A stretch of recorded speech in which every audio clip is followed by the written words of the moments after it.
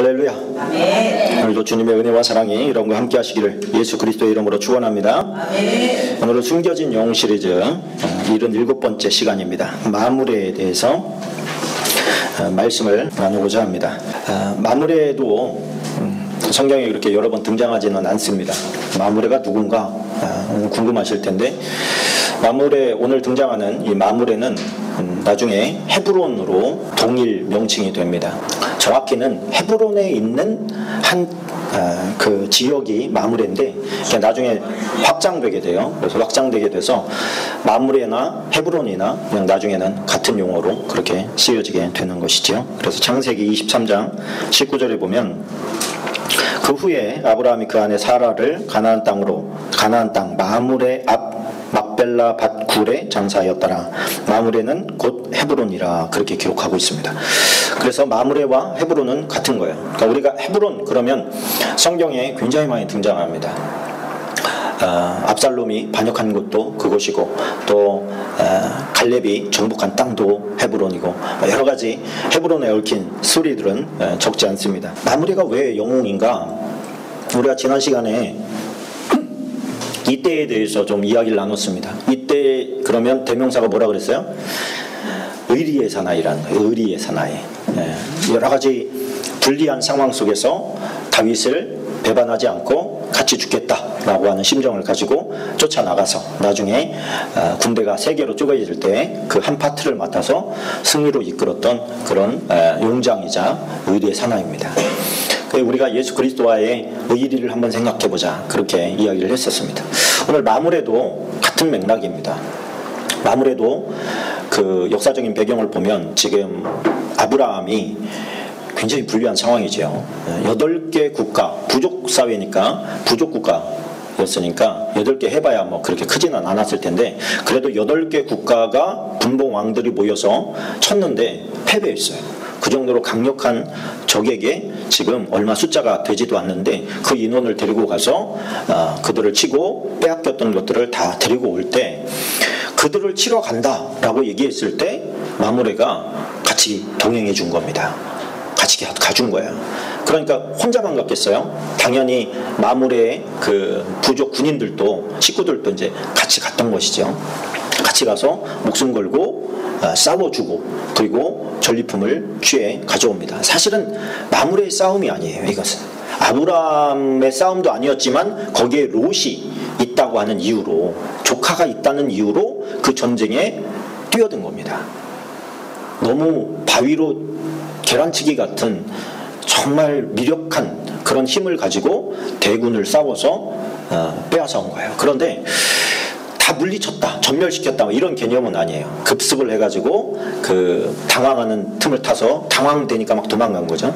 그러니까 이제 그 잃어버렸던 전리품들, 이런 것들 가지고 돌아오고, 조카도 또 데리고 돌아오는 그런 일이 있었습니다.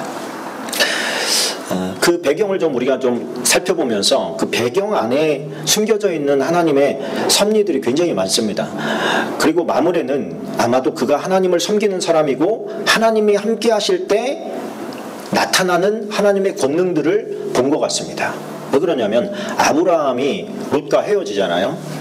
롯의 식구들을, 그 종들하고, 아브라함의 종들하고 양들 때문에 서로 다툽니다.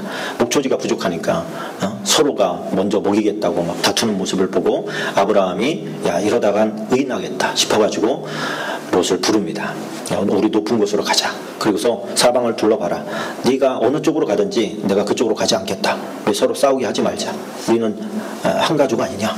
그래서 이렇게 봤더니 소돔 지역이 에덴 동산같이 푸르른 거예요. 그러니까 그럼 저쪽으로 가겠습니다. 이렇게 이제 이야기합니다. 더 이상 그러면 안 되는 건데, 그렇죠? 더 이상 그러면 안 되는 건데 그쪽으로 가겠다고 하고 아브라함은 보내줍니다.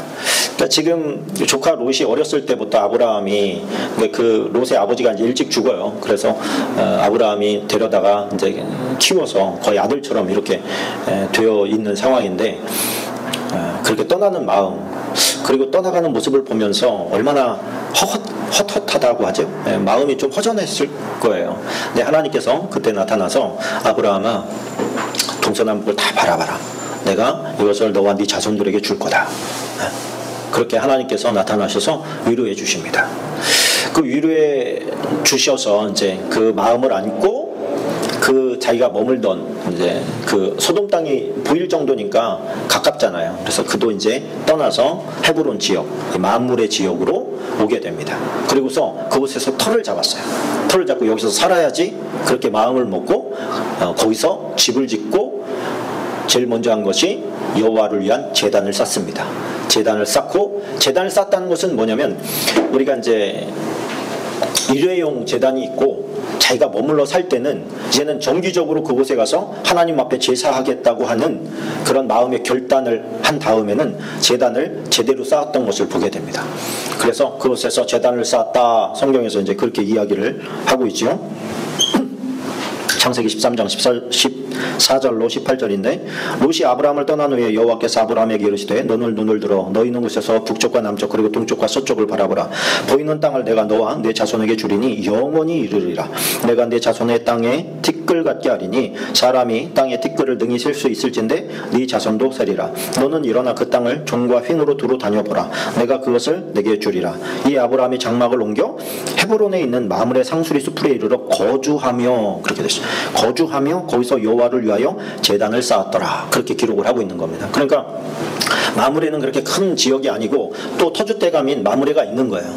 그런데 거기에서 머물러 살겠다 이렇게 허락해달라. 그리고서 허락을 받고 그곳에서 생활을 하면서 제일 먼저 하나님 앞에 제단을 쌓고 그곳에서 제사를 드렸다는 겁니다.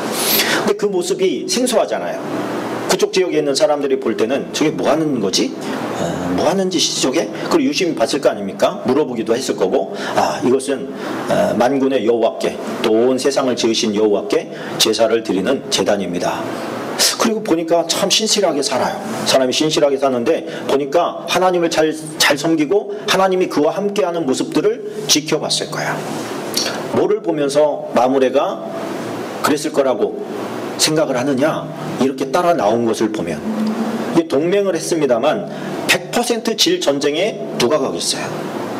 근데 마므레의 마음 속에 저 아브라함이 하는 거라면 승리할 수도 있지 않겠어? 이런 생각을 했겠지요. 그러면은 뭐를 보고 도대체 그 배경에는 아브라함에게 쏟아 부어주셨던 하나님의 많은 형통한 삶이 있었다. 저는 그렇게 보고 있습니다. 아브라함은 거부였습니다. 그 나중에 막 자식들이 많이 일어나잖아요. 그두라에게서 많은 자식들이 있는데 그들에게 다 먹고 살 만큼 풍성하게 다 내어주고도 이삭이 넉넉하게 살 정도로 굉장히 크게 성공한 사람이에요. 세상적으로 볼 때도 부가 철철 넘친 사람이에요. 그 성경에서는 별로 중요하게 생각은 하지 않아요. 그러나 그가 형통한 삶을 보면서 마므레가 느꼈을 마음은 우리가 짐작할 수 있습니다. 그 모습을 보고 마므레도 힘을 합쳐서 같이 전쟁에 나가서 승리를 맛보게 됩니다. 얼마나 기분 좋고 행복한 일이었겠습니까? 무모한 일이었을 거예요. 우리가 볼 때는 지금 우리가 그렇게 하라고 하면 제정신입니까? 이렇게 얘기할 사람이 아마 80-90%는 될 겁니다. 아니 누구 지금 온 부족을 다 죽일 생각이십니까? 이런 말이 그냥 나올 거예요. 왜? 너무 강대한 나라거든요. 오늘 보니까 창세기 14장 1절로 4절까지 같이 읽어보겠습니다. 당시에 시날 왕 아브라멜과 엘라살 왕 아리옥과 엘람 그놀라 오멜과 고임 왕 디달이 소돔 왕 베라와 고모라 왕 비르사와 아드마 왕 시납과 스보임 왕 세메벨과 벨라 곧 수알 왕과 싸우니라. 이들이 다 시딤 골짜기 곧 지금의 여매에 모였더라. 이들이 12년 동안 그돌라오멜을 섬기다가 제13년에 배반한지라. 다시 말하면 소돔 고모라 비르사 아드마 시납 스보임 세메벨 소알 8개 국가가 시날 엘라살 엘람 고임 이 네 나라에 대진해서 싸웠다는 얘기예요. 근데 그 싸움의 이유가 뭐냐면 엘람 왕 그돌라오멜을 20년 동안 섬겼는데 배신을 한 거예요.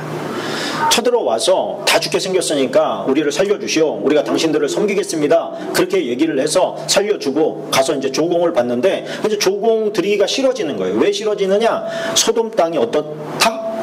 에덴 동산 같다. 그 풍성한 어떤 소산물을 가지고 힘을 키운 거야. 이게 배신을 할 때는 힘을 키우고 나서 배신을 합니다. 그냥 함부로 약할 때 배신하면 쳐들어오면 어떻게 감당하겠어요? 그 쳐들어와도 우리가 한번 해볼 만해 할 때까지 힘을 뒤에서 쫙 키우고 그 다음에 힘이 되면 배신하는 거야. 그래서 한번 싸워서 지면 다 박살이 나는 거고 이기면 이제 자유케 되는 것이죠. 근데 하나님께서 보실 때는 그런 모습을 좋게 여기시지는 않습니다. 약속을 했으면 불리한 상황이 와도 지켜라. 그게 하나님의 습성이에요. 자유를 어떻게 얻게 됩니까? 그러면 힘이 강대해지면 하나님께서 자기를 다스리는 나라를 쳐버려요. 그렇게 해서 그 사람에게 자유를 줍니다. 내가 힘을 키워서 내가 해결하겠다. 이건 하나님을 믿는 사람의 태도가 아닌 거예요. 전 요즘에 그 친중, 그죠? 친북 이 정책을 펴고 약간 반미 정책을 펴는 것에 대해서 성경적인 입장에서 볼 때 굉장히 불편합니다. 마음을 아시겠죠? 성경에서는 하나님께서 분리해도 약속은 지켜라. 왜 그러냐면 그 약속을 지키는 모습을 보고 하나님께서 책임져 주시는 게 있거든요. 근데 우리가 6.25 때 얼마나 힘들었습니까? 일제강점기 식민 지배를 받았잖아요. 얼마나 힘들었습니까? 근데 미국 때문에 어떻게 보면은 우리가 자유를 얻게 되고 대한민국이라는 나라를 세우게 되고, 그리고 미국과 우리는 무슨 관계라 그래요? 동맹관계라 그래요. 동맹관계. 이 동맹관계는 힘이 비등한 나라에서 서로 언약을 맺는 거예요. 근데 6.25 때 무슨 우리가 동맹할 처지가 됩니까? 다 국민 전체가 다 그진데 무슨 동맹이에요. 그런데 미국이라는 나라가 동맹국가로 받아줍니다. 동맹하자. 물론 이승만이 가가지고 우리 동맹해야 됩니다. 당신들의 도움이 아니라 동맹합시다. 이렇게 된 거예요. 그래서 서로 대등한 관계처럼 동맹을 맺은 겁니다. 그리고서 동맹국가니까 얼마나 원조를 많이 해줬습니까? 그 원조 가지고 우리나라가 결국엔 사는 거잖아요. 근데 지금 좀 먹고 살만하고 힘 좀 생겼다 그래서 지금 이제 너네들 싫다, 간섭이 너무 많다, 이런저런 이유들로 자꾸 눈을 돌리는 거예요. 저는 이것이 하나님께서 보실 때 아주 좋지 않은 버릇이라고 생각해요. 싸구려 정신인 거예요. 싸구려 정신. 그러니까 하나님께서 우리가 그렇게 느끼는 사람도 있으니까 이제 불편한 거겠지만, 동맹 관계면 거기에 걸맞는 수준이 돼야 되는 거 아니겠습니까? 지금 그래서 좀 창피스러워요. 그들이 볼 때는 야, 좀 이제 힘 좀 생기고 먹고 살만하지. 트럼프도 부자나라 뭐 이렇게 얘기하니까. 우리가 생각해도 정말 잘 사는 나라예요, 우리나라. 지금 경제가 좀 힘들고 어려워서 그렇지 세계적으로 보면 우리가 지금 8위라고 그러잖아요. 엄청난 나라가 된 거예요. 엄청난 나라가. 그러면 우리도 이제 세계에 정말 어려운 나라들에게 덕을 베풀면서 도와주면서 그렇게 나가야 되는데 계속해서 이 눈치만 살펴요. 이리 붙을까 저리 붙을까만 해요.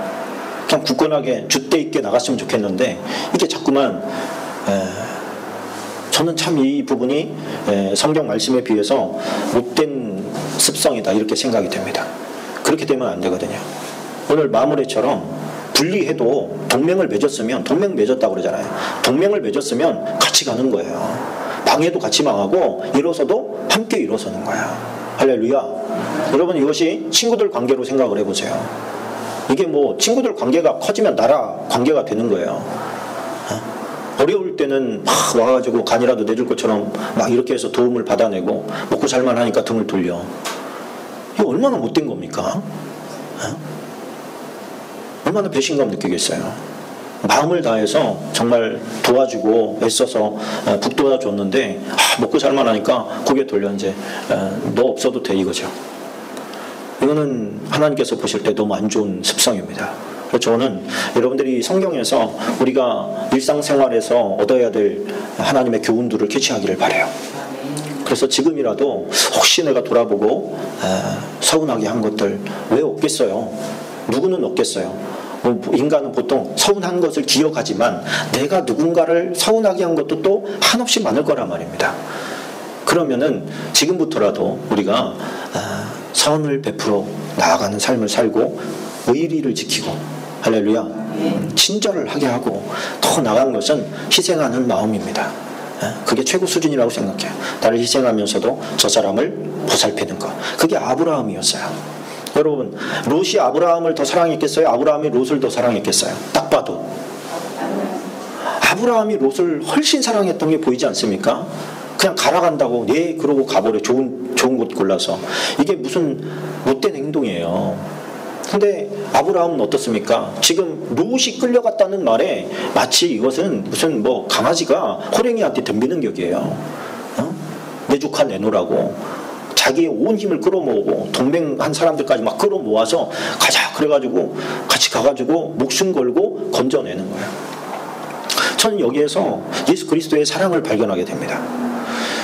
제가 볼 때 롯은 이 아브라함을 이용만 해먹고 좀 정말 아브라함이 롯을 생각했던 그런 마음을 근처도 가지 못한 것 같아요. 근처도 가지 못했어요. 근데 아브라함의 사랑은 너무 커요. 너무 한없어요. 끝없는 사랑이에요. 롯만 생각해 주잖아요. 네가 보기 좋은 곳으로 먼저 가라. 선택권을 먼저 주고 막 끌려가려고 하니까 가가지고 뺏어오기도 하고 그 소돔 고모라 멸하겠다고 나중에 천사들 지나가니까 막 붙잡고 50명 있어도 멸망시킬 겁니까? 공의의 하나님이? 왜 50명이겠어요? 떠날 때 적어도 50명은 됐다는 얘기예요. 아브라함 밑에서 아브라함이 신앙생활을 하는 모습을 보고 어떻게 하는지를 배운 사람이 적어도 50명은 됐다는 얘기 아니겠어요? 롯의 종들이 50명 최소한은 됐다는 얘기 아니겠어요? 훨씬 넘었을 거라고 봐요. 아브라함이 지금 이 정도 되면 롯은 적어도 100명 이상 됐을 겁니다. 근데 아브라함이 생각할 때 적어도 50명은 떠났지만 그래도 신앙생활 제대로 할 거야 라고 생각했겠죠. 50명 있어도 저 성 멸망시킬 겁니까? 아니 50명 있으면 안 한다.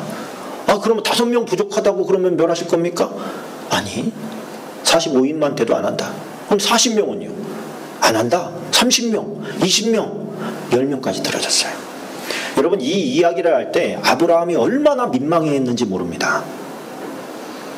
수치스러웠을 거예요. 민망했어요. 아브라함이 이번만 제가 한 번만 더 말할게요. 막 그러면서 사정하면서 10명이면요 이렇게까지 얘기합니다. 이게 자기 일이 아니잖아요. 지금 조카를 위해서 아주 낮아지고 부서지는 모습을 다 보여주는 거예요. 아브라함이. 근데 우리가 예수님을 사랑함에 있어서 얼마나 비열하게 사랑합니까? 사실 필요할 때만 와서 도움을 구하고 그저 내가 잘 되고 좀 괜찮고 하면은 예수님 떠나 있고 그냥 교만 떨면서 신앙생활을 하고. 근데 예수님의 사랑은 한결같잖아요. 변함이 없어요. 늘 우리 먼저예요. 우리 먼저. 생명까지 내어주신 사랑이 아브라함의 모습에서 우리가 발견하는 거죠. 그러면 좀 마무레만큼은 해야 될 거 아닙니까? 마무레는 이웃인데 동맹관계인데 참 자격 없는 자에게 베풀어 주시는 하나님의 은혜가 한없이 크다 그런 생각을 하게 됩니다. 우리도 예수님 앞에 좀 사랑을 드릴 수 있기를 축원합니다. 아브라함이 이렇게 하면서 아브라함이 원했던 건 뭐겠어요? 조카로부터의 친밀감 아니었겠습니까? 서로의 사귐이 아니었겠습니까? 우리가 서로 사랑하는 사람들을 보면 얼마나 행복합니까? 오랫동안 못 보다가 보고 싶다 하다 만나면 얼마나 즐겁습니까? 전 예배 시간도 그래야 된다고 믿습니다. 우리가 뭐 살면서 늘 주님 그러면서 이름을 부르지만은 예배 시간에 와가지고 이렇게 찬양하고 함께 예배하고 할 때 제 마음은요 두근두근해요. 마음이 행복해요. 또 하나님께서 보실 때도 얼마나 아름다울 것이에요. 주님의 자녀들이 모여서 아버지를 찬양하고 기도하고 막 좋다고 사랑한다고 고백하고 이것이 하나님께서 꿈꾸는 그런 관계가 아니겠냐 말이죠.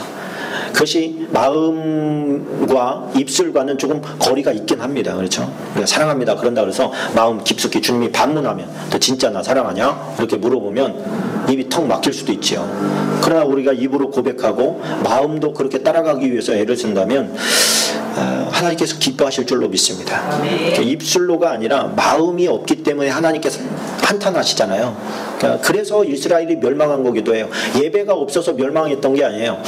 예배 때 와서 제사 드리고 예배 드리고 나가서 죄 지니까 하나님께서 너희들은 나를 사랑하지 않는구나. 입술로는 나를 사랑한다고 하지만 마음은 나에게서 멀도다. 그렇죠. 이 마음이 없는 고백이 무슨 의미가 있겠어요? 이 자리에 나와서 우리가 찬양할 때, 우리가 시작 단계에서 기도할 때 우리는 예배하려고 이 자리에 왔습니다. 예배가 뭐예요? 하나님을 기쁘시게 하는 행위예요. 하나님을 누리는 행위이기도 합니다.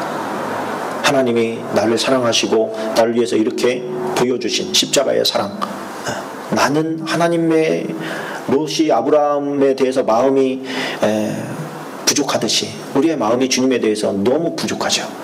그럼에도 불구하고 아브라함의 그 희생적인 사랑을 우리는 배워야 될 줄로 믿습니다. 그래서 아브라함은 결국에 쫓아가가지고 급습해서 다 찾아옵니다. 찾아왔을 때 그때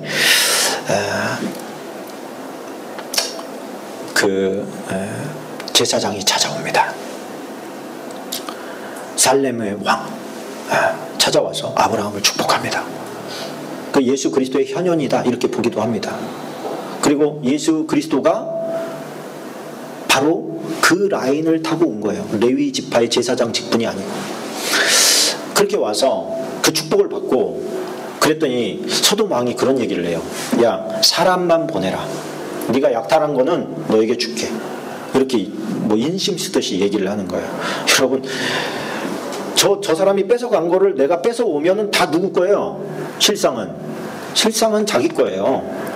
아브라함 거란 말이에요. 다 아브라함이 데리고 나간 군사들 거예요. 그 사람들 다 자기가 가져도 돼. 근데 이 사람 전쟁 한참 나서 질 것 같으니까 도망갔었거든요. 그래 도망갔다가 돌아온 군인도 꽤 많았던 것 같아요. 그러니까 지금 아브라함 앞에서 이렇게 큰 소리 치는 거예요. 근데 아브라함이 뭐라고 합니까? 이런 얘기를 해요. 정말 중요한 얘기를 해요. 네가 나를 치북해 했다. 네가 나를 부자 만들어줬다 라고 얘기할까봐 네 거는 내가 실 하나 갖지 않겠다 이렇게 얘기하는 거예요. 여러분 이게 아브라함이에요. 아브라함 정말 멋지지 않습니까? 근데 아브라함은 부자였거든요. 그 부자였는데 그 부는 누가 준 거라는 거예요? 하나님이 준 거지. 나는 그 하나님께서 주신 축복을 네가 가로챌까봐 나는 안 가질란다. 이거 얘기거든요. 멋있잖아요. 그런데 나랑 같이 갔던 사람들에게는 마땅히 줘야지 전리품을. 나는 안 가져. 나한테 줄 필요는 없어. 근데 이 사람들 거는 줘. 그리고서 그 사람들 거를 쫙 챙겨주는 모습을 보게 됩니다. 이게 아브라함이에요. 성경이 아브라함에 대해서 얼마나 많은 장을 할애하는지 모릅니다. 이 중요한 창세기에서 많은 장을 할애해서 아브라함에 대해서 얘기하는 것은 그가 믿음의 조상이기 때문에 그래요. 너희들 이렇게 살아야 돼. 이 얘기를 해주기 때문에 이렇게 많은 장을 다뤄주는 거야. 저와 여러분도 이런 배포를 가지고 살기를 축원합니다. 그 사람 이 눈치 보고 저 눈치 보고 이 사람이 잘해줄까 저 사람이 잘해줄까 이 사람이 도움 줄까 이런 거 하지 말고 그냥 묵묵히 하나님만 바라보는 거예요. 하나님 해주세요. 도와주세요. 안 도와주셔도 괜찮습니다. 안 도와주셔도 하나님 사랑합니다. 할렐루야.